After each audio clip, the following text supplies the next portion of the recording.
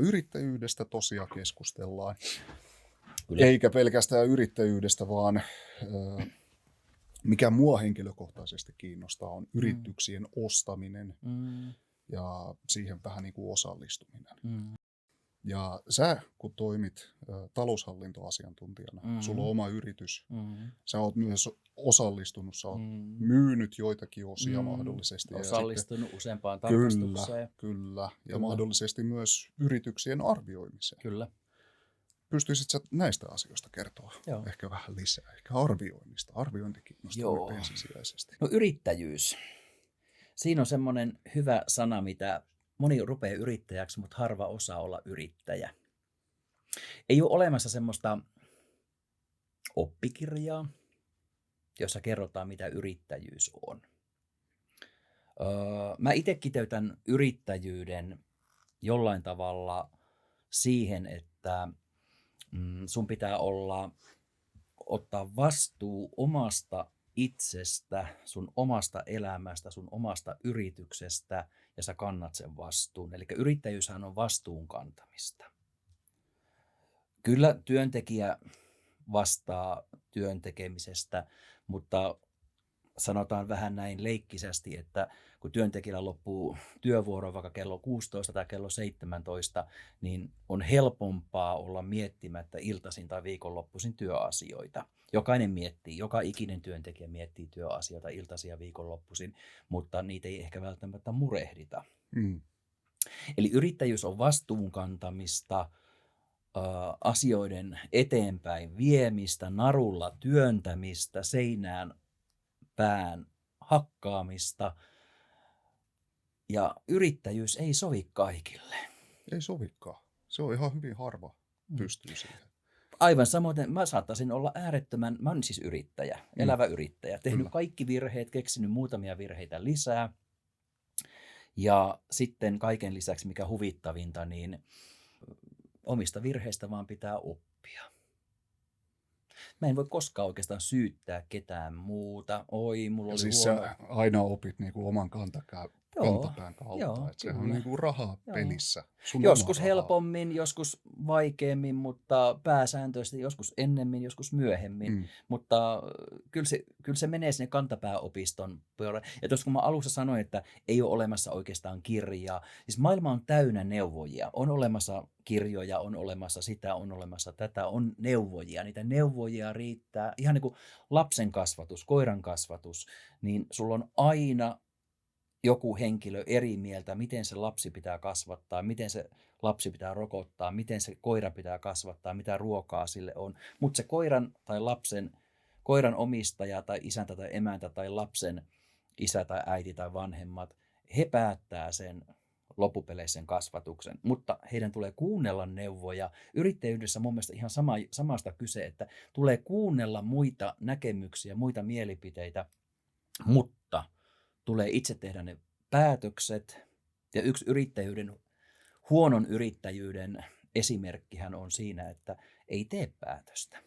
No siis mitä mä havaitsin niin kuin omassa elämässä kanssa, kun mä oon töissä jollain. Ja mä tiedän paremman tavan hoitaa näitä asioita. Ja sitten niin kuin, ei mua kuunnella siinä, että mua katsotaan kuin tyhmää.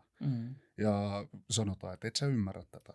Ja sitten kun mä rupesin oikeasti rakentamaan sitä yritystoimintaa, ja samanlaiset kaverit tulee mulle vastaan, että hei, tää on parempi tehdä näin. Ja sitten mä ymmärrän, että hei, ei se näin toimi. Kyllä. Et nyt mä vasta niinku rupean näkemään sen silmin, ketä oikeasti johtaa sitä toimintaa tai on rakentanut sitä toimintaa ihan sieltä pohjalta asti sinne ylös. Yrittäjyys on vähän niin kuin miljoonan palan palapeli. Sä koitat löytää sinne ne palaset ja niistä koitat saada niistä palasista järkevän kuvan. Se palaset muuttuu joka päivä, joka viikko, joka kuukausi. Sun pitää saada sinne hyvä toimiva tiimi, henkilökemiat, pitää olla hyvä esimies, tulee olla hyvä esihenkilö. Eihän täydellistä esihenkilöä ole olemassa. Ei semmoista superihmistä ole niin kuin sanotaan näin, että se on niin kuin ihmisestä kiinni. Okei, jos sä niin kuin annat jollekin potkut, niin konkreettisesti tälle ihmiselle sä oot niin kuin surkea esimies, surkea työnantaja. Mutta Kyllä. työnantajana sun on vaan tehtävä se päätös. Kyllä. Se voi olla, että se on väärä ihminen kyseisessä tehtävässä. Kun Tai- kellossa kaikki niin kuin, mekaaniset osit toimii keskenään niin kuin loistavasti. Ja nyt sä sanot oikein taikasanan mekaanisessa. Kyllä. Kun me ihmiset ei olla mekaanisia. Ei ollakaan. Mutta jos yksi asia niin kuin ei toimi myöskään Kyllä. yritystoiminnassa, niin kaikki muut Kyllä. rupeaa sen mukana menemään. Ja yritystoiminnassa ja yrittäjyydessähän pitää löytyä joustoa puolin ja toisin. Jos työntekijä joustaa, työnantaja joustaa. Jos jousto on aina vain yhteen suuntaan, niin eihän siitä tule yhtään mitään. Jos pomo on lepsu, se on huono pomo. Vaativa pomo, esimies, esihenkilö on aina parempi kuin lepsu, löysä esimies, esihenkilö. No, mä oon kuullut sellaisista niin kuin tilanteista, missä niin kuin väärälle henkilölle on annettu ylennys. Kyllä. Ja kun on ollut, sanotaan, tiimi, jossa yksi Kyllä. ei tee mitään ja kaikki muut vetää sitä niin kuin perässä. Ja Joo. tämä niin kuin esimies ei ole osannut antaa tälle kyseiselle henkilölle potkuja, niin kaikkien muiden niin kuin toi performanssi rupeaa kärsimään. Mulla on historiassa omalla kohdalla on joutunut antamaan tai itse tekemään työsuhdepurun henkilölle. Hän haastoi minut jopa ihan tai mun yrityksen ja minut oikeuteen ja sitten se kyllä sovittiin sitten ennen oikeudenkäyntiä ja näin poispäin. Mutta sitten mun kysymyspatterissa oli, että olisiko mun pitänyt alkaa irtisanomaan sieltä ihmisiä, jotka tekee moitteetonta työtä. Et siinä työntekijä saattaa hyvin helposti ajatella, että inhottava pomo, tyhmä pomo. Ja siellä on taas sitten se, että se henkilö ei ota vastuuta omasta elämästään, ainakaan siinä hetkessä. Vastuun ottaminen, on se sitten työntekijä tai yrittäjä, toimitusjohtaja, mitä tahansa, ja tittelillä ei ole niin suuri, mutta jokainen meistä vastaa tällä omasta elämästä, ei toisten elämästä. Siis jotkut työntekijät taas delegoi sen vastuun kokonaan. Täysin teflonia, mutta samoin myös jotkut huonot esimiehet. Näin tekee, joo. Kyllä, missä on ihmisiä, niin siellä on yksinkertaisuutta, missä on yksinkertaisuutta, siellä on ihmisiä. Mutta jos keskustellaan myös vähän tuosta yritystoiminnan niin myymisestä. Joo. Sä oot ollut sellaisessa mukana. Joo, sanotaan tiskin molemmin puolin, näin leikkisesti. Eli olen ollut tekemässä laskelmia muille yrityksille. Yritysarvosta on ollut tekemässä tilintarkastusta tai semmoista ostotarkastusta, missä tarkastetaan tavallaan se yrityksen historia useamman tilikauden ajalta, yleensä 5-6 vuotta takautuvasti. Eli se ei ole pelkästään tilintarkastus, vaan siinä katsotaan se koko yrityshistoria ja että ostajalla on realistinen kuva, mitä hän on ostamassa, ja myyjä puhuu faktaa. Tehdään niin sanottu oikaistu tuloslaskelma, eli siinä on koko se 6 vuoden tai 5 vuoden historia, mitä kirjanpito, verotuspäätökset, tilintarkastuskertomukset, tilinpäätös todentaa todeksi, ja niistä poistetaan semmoisia eriä, esimerkiksi yksityiskäytössä olevaa omaisuutta, kesämökkejä, autoja, jotain muuta vapaa-ajan härpäkettä, jos sanotaan näin, mitä sinne jostain syystä on kertynyt sinne taseeseen tai tuloslaskelmaan. Eli haetaan sinne oikaistu tuloslaskelman näyttämään tuottoa, mitä se yritystoiminta oikeasti tuottaa ja mitä se ei tuota.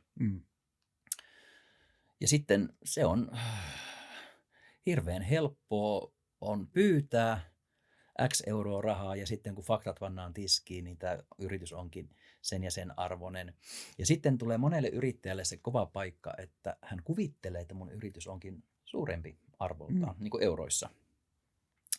Ja se onkin sitten monelle kova paikka, että eikö mun yritys olekaan sen arvoinen, enkö minä olekaan sen arvoinen. Joo. Ja sitten tulee niitä, tavallaan ruvetaan keskustelemaan niitä, mutta kauppahinta perustuu aina yritystoiminnassa tulevaisuuden odotuksiin. Eli siellä on uusia sopimuksia, siellä on jotain muita.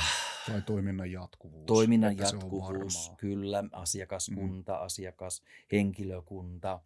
Ja monesti se yritystoiminnat, kun myydään, niin se omistaja lähtee myös siihen joksikin kuukaudeksi tai puoleksi vuodeksi tai 1,5 vuodeksi sitoutuu siihen, että asiakkaat pysyy ja henkilökunta pysyy niin kuin ihan hyvin siinä uudessa yritystoiminnassa uuden omistajan alaisuudessa, eli sillä varmistetaan se. Kyllä, kyllä.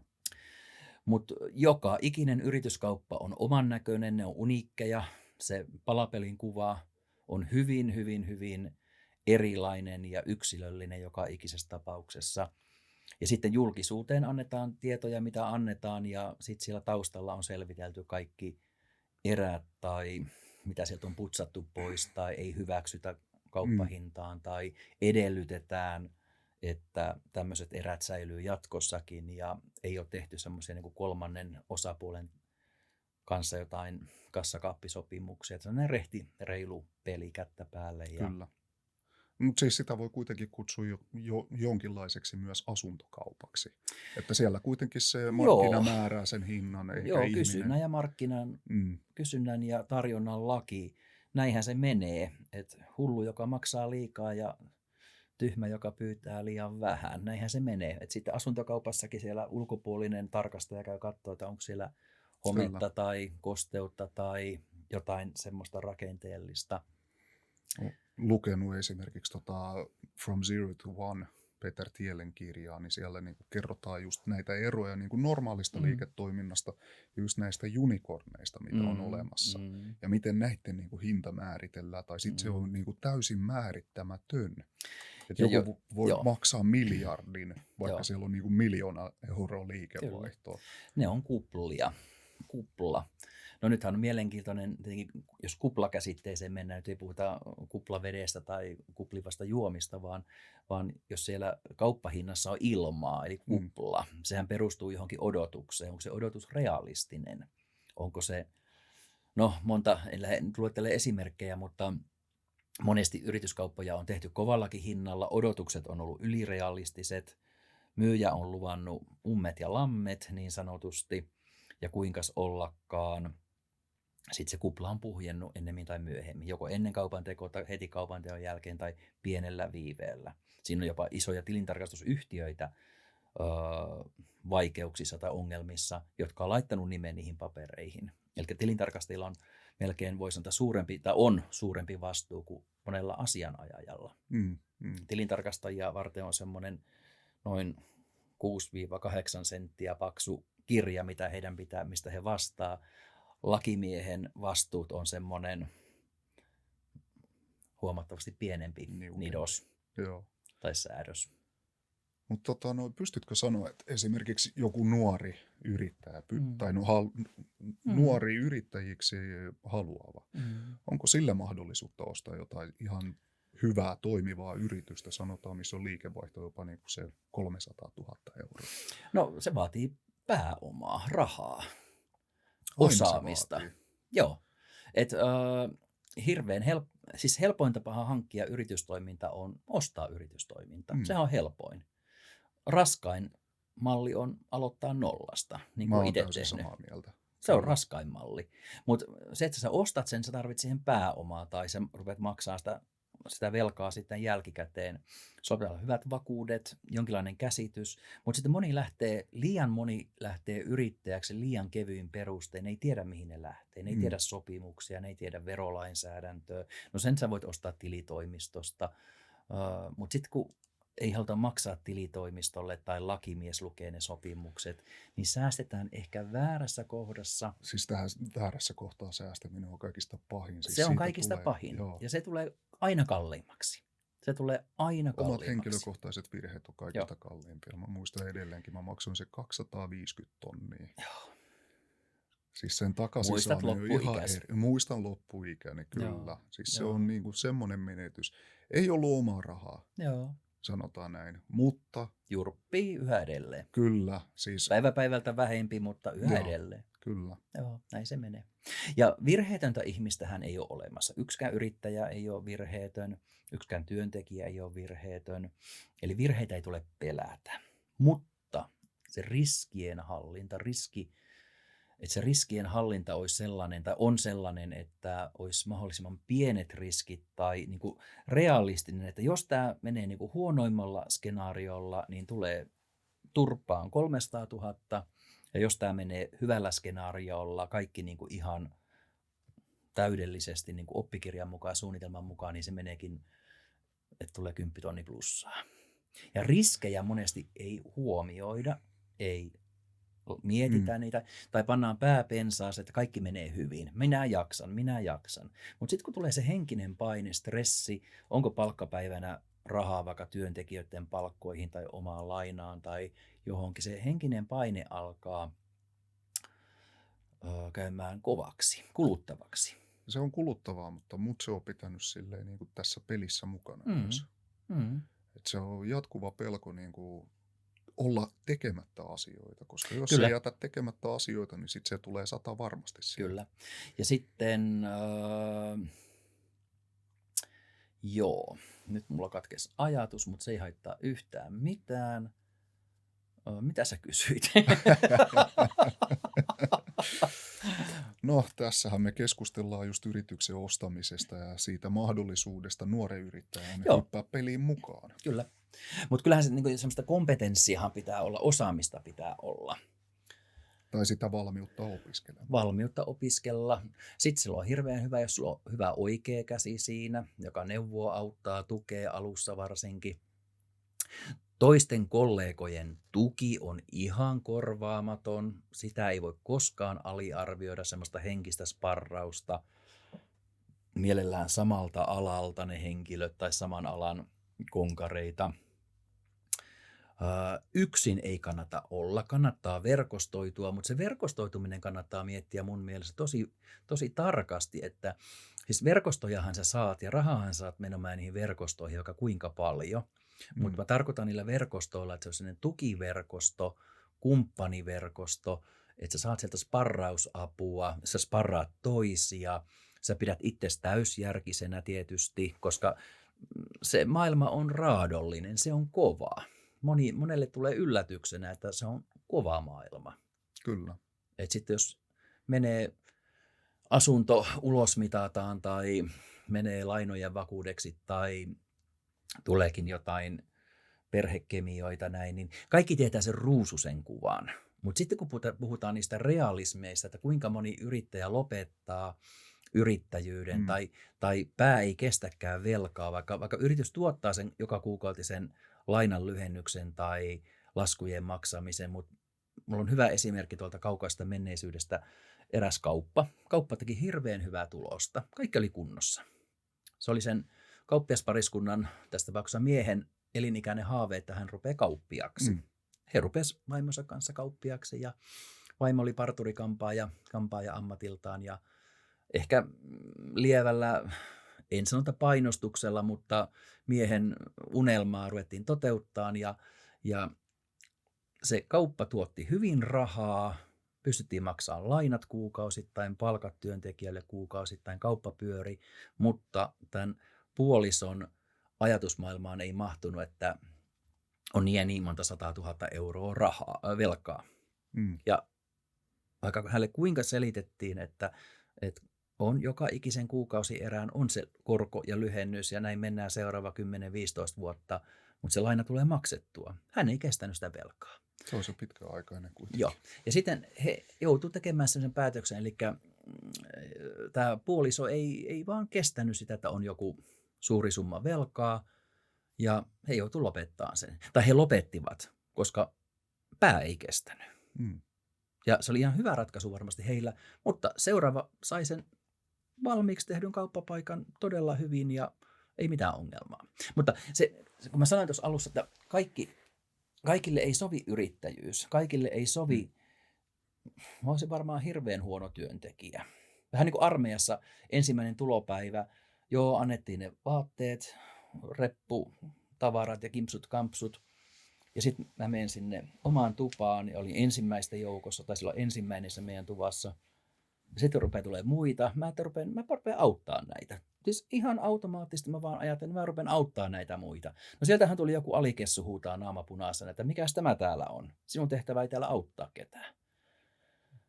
Ja mä tajusin niin kuin ihan jopa ykkösellä, että täällä pitää olla hiljaa, täällä ei saa käyttää aivoja ja sä teet vaan mitä käsketään. No armeijassa on monia muita hyviä juttuja, mitä ne opettaja kouluttaa, mutta se ei ollut mun paikka. Heti kerrottiin ensimmäisenä päivänä, älä ajattele. Älä tee päätöksiä muiden puolesta. Mutta asia harvinaisen selvä. Olen tästä eteenpäin hiljaa. No en ollut, mutta ei mua armeija kesyttänyt, mutta ymmärsin, milloin pitää suu kiinni. Sun pitää olla työkalu. Joo. Mutta eri ihmisillä on erilaisia vahvuuksia ja toisilla ihmisillä on taas toisia, mutta se, että ne saa ne vahvuudet sinne niin kuin oikealla tavalla sulatettua niin kuin toimivaksi kokonaisuudeksi, niin siinä pitää olla mestari. No, palataan vähän tähän yrittäjyyteen armeija-topikista. Niin, mainitsit, että on huomattavasti helpompaa niin kuin ostaa valmis yritys kuin perustaa nollasta. Mä oon tässä sun kanssa ihan samaa mieltä, että monellahan voi mennä se 5 vuotta, että ne tekohengittää sitä niin sanottua omaa yritystoimintaa. Ja paitsi, että jos 5 vuodessa ei ole lähtenyt lentoon, se ei koskaan. No näin se on, mutta on ihmisiä, kyllä jotka edelleen 2-3 vuodessa jo saada sen lentoon. Siis varmasti joo. Mutta sitten kun sä ostat niinku oikein valmiin yrityksen ja sulla on oikeat henkilöt siinä ympärillä, niin siinä sä voit jopa menestyäkin. Kyllä. Ja sitten, niitä neuvojia on paljon, mutta sinun pitää tehdä itse ne päätökset. Se on sun yritys ja sä teet päätökset sun rahalla. Ja sinä vastaat siitä päätöksestä. Sun rahoilla. Kyllä. Omalla rahalla, omalla kapasiteetilla. Ja jossain kohtaa pitää pystyä sanomaan, tähän lähden, tähän en lähde. Harkitsen, en harkitse edes. Puhelinmyyjät on hyvä esimerkki. Monesta ihmistä näkee, että ne ei pysty sanomaan esimerkiksi puhelinmyyjälle, että hei, säätetään molempien aikaa, että en tule ostamaan tätä palvelua ja lopetetaan tämä puhelu tähän, kiitos. Erittäin hyvä tuommoinen lifehack, minkä mä oon oppinut elämässä, niin kun sulle soitetaan puhelinmyynnistä ja sanotaan, että no niin, tämä puhelin tallennetaan, ei sovi mulle. Joo. Asia selvä. Kyllä. Kiitos näkemiin. Juuri näin. Se on saman tien pois. Joskus pitää olla vaan tiukka. Ja sano, että joskus pitää. Totta kai, kun siellä on joku kiva soittaja ja myy ehkä jotain semmoista tuotetta, mikä kiinnostaakin, niin kyllä sen voi kuunnella ja joskus jopa ostaakin. En mä sitä sano, että aina sanotaan. Mutta kun joskus joku sanoo mun ystävistä tai tuttavista, että miten sä voit sanoa noin julmasti niin kuin puhelinmyyjällä, että hei, lopetetaan tämä tähän, että en tule ostamaan tätä palvelua ja näin, niin kun niitä tulee 15-20 puhelua viikossa, mä en jaksa kuunnella sitä länkytystä. Ja sä kuitenkin säästät heidän jo omaa aikaa. Kyllä, ja sitten se on semmoinen niin kuin punainen vaate mulle. Soitinko sopivasti? Soitinko pahasti? No, enhän minä voi tietää, soitatko sinä. Se asia, millä sä soitat. Enhän minä tiedä, soitatko sinä sopivasti tai pahasti. Sehän on sinun päästä kiinni. Kyllä. Ja sitten siellä sitten alkaa semmoinen joku länkytys, että en myy mitään, mutta no niin, sitten lopetetaan tähän, jos et edes tiedä, miksi soitat mulle. No joo, mutta tässä alkaa vähän parkkiintunut kottarainen kotka jo olemaan itse, mutta yrittäjyys on se yleensä on opittu perheestä, suvusta, lähipiiristä, ystävistä. Jostainhan se on opittu se asenne. Ihan itsestäni voin sanoa, että mä en ollut usein samaa mieltä työnantajien kanssa ja se ajoi mut tänne näin sitten loppujen lopuksi. Tai ohjas. Ohjas, kyllä. Lempeämpi sana. No. Ei ole niin julma sana. Kyllä. Joo. Mutta yrittäjyys on hyvin mielenkiintoista. On. Tämä on niin siinä ei ole oikeaa ja väärää, miten sen tekee. Mutta sitten siihen ehkä voisi vielä tähän yrittäjyyteen vielä nitoa jollain tavalla ne arvot. Mitkä on yrityksen arvot? Mitkä on omistajan arvot? Mitkä on omistajien arvot? Onko ne pehmeät, kovat, lämpimät? Onko ne ihan hömppäpömppää tai jotain muuta? Onko se, että tuotetaan yhteiskunnallisesti vastuullista arvoa tekemistä vai onko se vaan, että rahaa omistajalle ja raipataan työntekijöitä vai jotain sieltä välimaastosta? No siis ihan ensisijaisesti yritys tai yrittäjyys ja kuten myös jokainen henkilö, siis niin paljon hyötyä kun me tuodaan niin kuin tässä maailmassa, niin periaatteessa sen verran me myös tehdään. Kyllä. Et sehän on siitä kiinni. Et jos hyötyä ei ole minkään sorttia, niin sitten se menee vaan niin kuin ihmisten vedättämiseksi, vähän niin kuin nämä kaikki pyramidihuijaukset. Joo. Ja sitten nyt on niin paljon maailmassa, mä oon niin paljon onnellisempi, että mä oon syntynyt kauan sitten, pitkän ajan päästä sitten.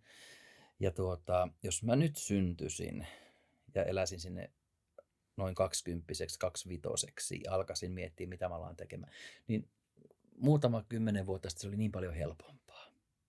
Nyt sun pitää olla niin hyvin kouluttautunut, sulla pitää olla niin hyvät kouluarvosanat, dokumentit, todistukset, sulla pitää olla seuraajia ja se on hirveät paineet menestyä. Mutta mitä on menestys? Joku yksin yrittäjä, sana jota mä inhoan ja vihaan, mutta itsenäinen yrittäjä, joka tienaa oman elantonsa, mahdollisesti perheen elantonsa, ihan sama mitä tekee, myykö kirjekuoria tai tekeekö siivousta tai kirjanpitoa tai mitä ihan tekee yksin tai itsenäisesti, niin kun hän tienaa oman elantonsa, se on musta paljon suurempi saavutus henkilöltä kuin se, että hän on jonkun ison pörssiyhtiön johtaja tai jotain muuta. Mutta molempia tarvitaan. Mutta kyse on vaan arvoista, ja arvot ohjaa aina tekemistä. Että mitkä on ne arvot, niin sen mukaan sitten mennään eteenpäin. Mutta en ole itse mikään erityisen uskonnollinen henkilö tai näin, mutta mun mielestä tuolla Raamatussa sanotaan hirveän hyvin, että suolasta pitää maksaa suolan hinta. Ei ylihintaa, ei alihintaa, mutta suolan hinta. Ja sillä minä olen päässyt pitkälle, että mä hyvästä palvelusta haluan maksaa toiselle yritykselle. Se on mun arvo. Ja mä en vinguta sitä tarjousta tai jotain alihankintasopimusta semmoiseksi, että toinen ei edes saa sitä omiaan. Kyllä. Tänään tulin taksilla. Taksin tai Boltin hinta oli todella edullinen, oli kiva kuski. Laitoin ihan reilun tai suurimman mahdollisen tipin, mitä pystyi antaa sillä apilla, koska suorituksessa ei ollut mitään feilua. Ja musta on oikein, se kuka tekee työn, häntä pitää palkita. Näin se on. Ja sitten mä itse ajattelen silleen, kun mä toimin reilusti muita kohtaan, muut toimii reilusti mua kohtaan. Mutta se on vaan mun ajatus, että kaikki ei tietenkään ajattele samalla tavalla. Joillakin on sitten se verenmaku suussa rahaan tai johonkin muuhun mahdolliseen. Haaveita pitää olla, unelmia pitää olla, mutta milloin tulee pettymys niihin omiin haaveisiin tai unelmiin, niin sehän tulee silloin, kun ne omat unelmat tai haaveet ei ole realistisia. Mutta ei siihen yrittäjyydenkään ruveta menemään sillä tavalla, että mä haluan tehdä rahaa. Okei, mitä sä tuot tähän maailmaan? Sellaisiakin on. No, jos sä perustat pelkästään rahaa varten yrityksen, mitä sä tarjot ihmisille? Joo, just näin. No, se kuitenkin lähtee siitä, että mitä sä pystyt tarjota ihmisille ja josta sä tulet saamaan sitä korvausta. Kyllä, ja yksi hauskimpia, mulla joskus itse kun edustan tilitoimistoalaa, kirjanpitoalaa, näin poispäin, perustettiin monta vuotta sitten, varmaan 15 vuotta sitten, yksi osakeyhtiö. Hän halusi perustaa osakeyhtiö, perustettiin osakeyhtiö. Siihen maailman aikaan piti olla se osakepääoma 2500 se pankin tilillä. Joo. Me perustettiin se pankki ja pankkitili ja sinne talletettiin se 2500. Ja sitten meillä oli niin kuin ensimmäinen aloituspalaveri. Ja sitten hän kysyi, tämä nuori kaveri, että milloin hän voi alkaa nostaa osinkoa. Myynti nolla. Mä että mitäs jos tehtäisiin ensimmäinen myyntilasku ensin? Niin, mutta kun kaveritkin nostaa osinkoa. Ei ollut kauan meidän asiakas, ei sen takia, etteikö me oltaisi tehty hänelle kirjanpitoa, mutta kun ei tullut rahaa, liike suljetu, ei kannata. Hän lopetti sen toiminnan ja näin poispäin ja ihmetteli, kun ei tule rahaa mistään. No osingon nostoon kannattaa ottaa selvää, miten osinko voi nostaa, kun on tehty ensimmäinen tilikausi, se on mahdollisesti tilintarkastettu tai tilinpäätös vähintään tehty. Sen jälkeen voi alkaa nostaa osinko, jos on mistä nostaa. Ei sitä osinkoa nostaa kaivosta. Mutta tämä kaveri luuli, että sitä nostetaan kaivosta. Se on just sitä, että ihminen perusti yrityksen tuottamatta kenellekään hyötyä ja halusi silti siitä jonkinlaista korvausta. Kyllä, sitä päästään liikeideaan. Maksimissaan, mitä se saa sieltä, on vaan omat rahat takaisin. Joo, mutta nämä on näitä. Jos niitäkään. Nämä on näitä. Mutta siis mokiahan sattuu ja väärinymmärryksiä sattuu ja enhän minäkään virheetön ole tietenkään. Mutta kyllä jotain arkirealismia pitäisi olla.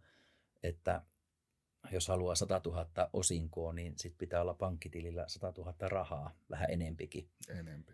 Joo, näin. Mutta nämä on niitä harhakuvia, mitä tuolla. Ja Puuskaradio on yrittäjän yksi pahimpia vihollisia. Sen sanon tähän vielä. Harri, kiitos sulle paljon ei vierailusta. Harri Ruokokoski HR-tilipalvelusta. Kyllä.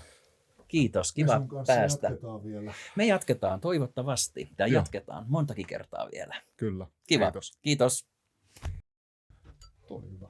No niin. Paaks mä tästä?